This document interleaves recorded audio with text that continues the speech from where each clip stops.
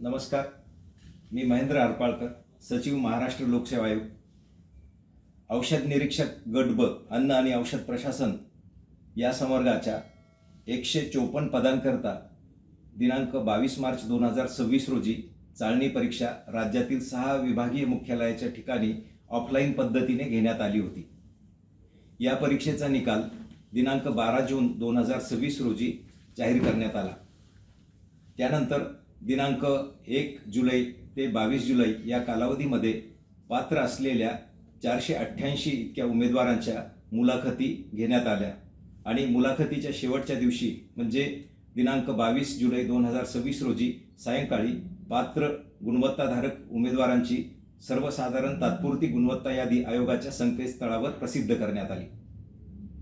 त्यानंतर दिनांक 21 जुलै रोजी एका गौरव पाटील नावाच्या ईमेल आय डीवरून दिनांक 22 मार्च 2026 रोजी जी परीक्षा झालेली होती त्या परीक्षेमधील प्रश्नपत्रिका फुटली असल्याबाबत व तिचा लाभ एका उमेदवाराला झाला असल्याबाबतची तक्रार आयोगाच्या कार्यालयाला प्राप्त झाली होती. त्या अनुषंगाने सरळ तक्रार मोघम आणि पुरावे नसल्यामुळे त्या तक्रारदाराला ईमेलद्वारे अधिकचे पुरावे सादर करण्यासाठी सूचित करण्यात आले होते.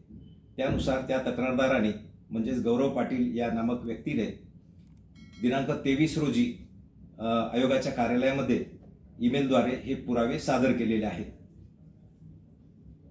या पुराव्याच्या अनुषंगाने त्याची तपासणी चालू असून दिनांक 27 म्हणजे आज रोजी 27 जुलै रोजी तक्रारदार व त्यांनी ज्यांच्याबद्दल लाभ झाला आहे असं नमूद केलं होतं असे उमेदवार या दोघांनाही आयोगाच्या कार्यालयामध्ये त्यांच्या तक्रारी संदर्भात विचारपूस करण्यासाठी बोलवण्यात आलं होतं.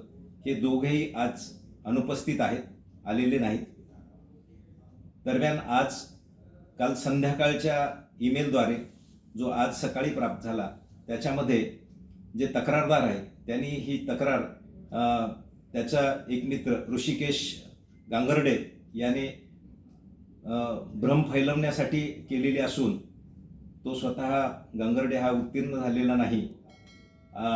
जे उमेदवार आणि तक्रारदार याच्यामध्ये जे चॅट आहे ते त्यांचं चेष्टेचं होतं आणि त्याच्यामध्ये कुठलाही प्रश्नपत्रिका फुटली असा कुठलाही त्यांचा दावा नसल्याचं त्यांनी त्या तक्रारदारीमध्ये ईमेलमध्ये नमूद केलेलं आहे.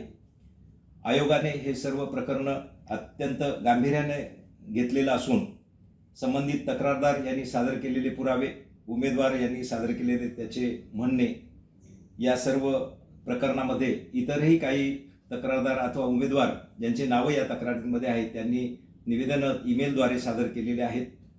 ते सगळे एकत्रित करून आम्ही या संदर्भात पोलिसांमध्ये रीतसर तक्रार दाखल करणार आहोत.